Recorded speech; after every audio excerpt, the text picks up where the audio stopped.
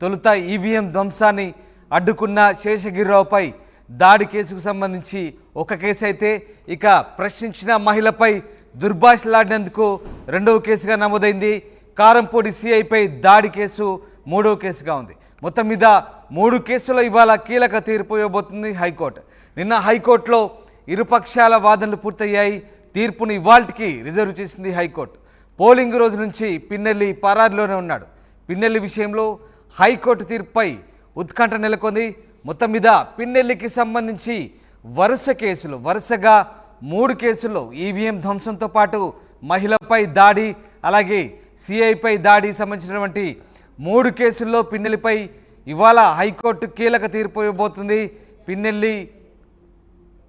పిన్నెల్లికి సంబంధించి ఆయన పెట్టుకున్నటువంటి బెయిల్ పిటిషన్ సంబంధించి ఇవాళ ముందస్తు బెయిల్ వస్తుందా రాదా అనే ఉత్కంఠ అయితే ప్రస్తుతానికి నెలకొన్న పరిస్థితి. ఎస్, మా ప్రతినిధి రాజేష్ జాయిన్ అవుతున్నారు. రాజేష్, మాచర్ల ఎమ్మెల్యే పిన్నెల్లి రామకృష్ణారెడ్డి పిటిషన్లపై ఇవాళ ఏపీ హైకోర్టు కీలక తీర్పు ఇవ్వబోతున్నట్టుగా తెలుస్తుంది. సో ఆయనకు బెయిల్ వచ్చే అవకాశం ఉందా? ఏం జరగబోతుంది?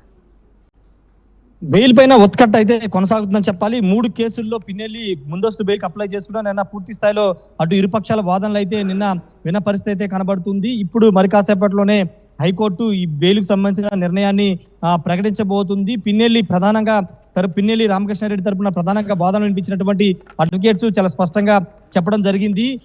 కౌంటింగ్ రోజు ఏజెంట్లు నియమించుకోవాల్సి ఉంటుంది కాబట్టి ఖచ్చితంగా బెయిల్ మంజూరు చేయాలని కూడా పిన్నెల్లి తరపున లాయర్లు హైకోర్టులో వాదనలు వినిపించారు. వాటితో పాటు ముఖ్యంగా ఈ కేసులో కావాలని ఉద్దేశపూర్వకంగా 307 సెక్షన్లు కావాలనే అత్యాత్మ కేసులు పెట్టారు. ఇది కావాలనే జరిగిన కుట్రని కూడా వాదనలు వినిపించారు. మరోవైపున అటు పిటిషన్ దారులకు సంబంధించిన వాళ్ళ తరపున కూడా చాలా క్లియర్ గా వాదనలు వినిపించారు. పూర్తిగా పిన్నెల్లి రామకృష్ణారెడ్డి పూర్తిగా దాడులు చేసే ప్రయత్నం చేశారు, చంపే ప్రయత్నం చేశారని కూడా వాళ్ళ వాదనలు వినిపించారు. కాబట్టి బెయిల్ మంజూరు చేయొద్దు, ఒకవేళ బెయిల్ మంజూరు చేస్తే సాక్షుల్ని ప్రభావితం చేస్తారు. అంతేకాదు పోలింగ్ రోజు ఏ విధంగా అయితే దాడులకు తెగబడ్డారో అదే విధంగా కౌంటింగ్ రోజు దాడులకు తెగబడి విధ్వంసం సృష్టిస్తారు. కాబట్టి బెయిల్ మంజూరు చేయొద్దంటూ ఇటు పిటిషన్ దారు తరపున లాయర్లు అయితే వాదనలు వినిపించిన పరిస్థితి అయితే కనబడుతుంది. ఎందుకంటే ఆల్రెడీ పోలింగ్ రోజు ఈవీఎంల ధ్వంసానికి సంబంధించిన అంశాన్ని కూడా నిన్న హైకోర్టులో వాదన సందర్భంగా అంశాన్ని లేవనెత్తారు.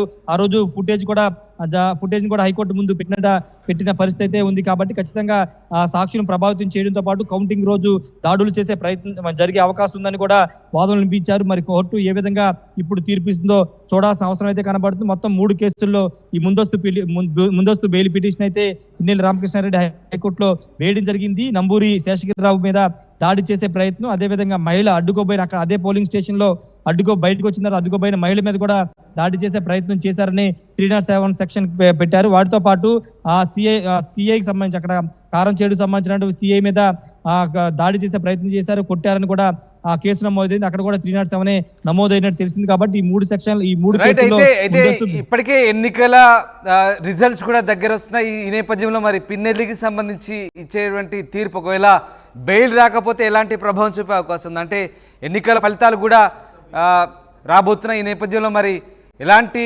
పరిణామాలు చోటు చేసుకునే అవకాశం ఉంది రాజేష్?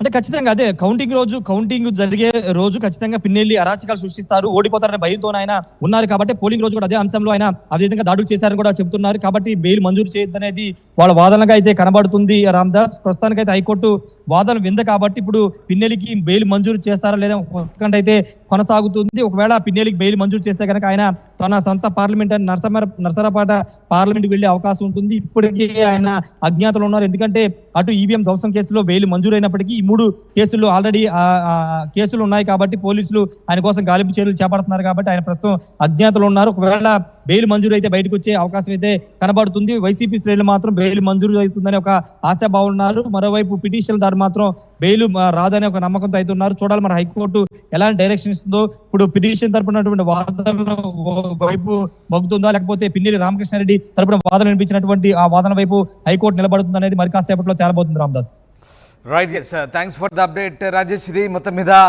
పిన్నెల్లి రామకృష్ణారెడ్డి పిటిషన్లకు సంబంధించి ఇవాళ ఇవ్వబోయే తీర్పు ఉత్కంఠ రేపే అవకాశం ఉంది. 3 కేసుల్లో ముందస్తు బెయిల్ కోర్టు పిన్నెల్లి పిటిషన్ దాఖలు చేశారు. ఈవీఎం ధ్వంసాన్ని అడ్డుకున్న శేషగిరిరావుపై దాడి, ప్రశ్నించిన మహిళపై దుర్భాష, కారంపూడి సిఐపై దాడి. ఈ 3 కేసుల్లో నిన్న హైకోర్టులో వాదనలు పూర్తయ్యాయి. తీర్పుని ఇవాళకి రిజర్వ్ చేసింది హైకోర్టు. పోలింగ్ రోజు నుంచి పిన్నెల్లి పరారులోనే ఉన్నాడు. పిన్నెల్లి విషయంలో హైకోర్టు తీర్పు ఎలా ఉండబోతుందని ఉత్కంఠ అయితే నెలకొంది. మరికొద్దిసేపట్లో ఉత్కంఠకు తెరదించబోతోంది హైకోర్టు.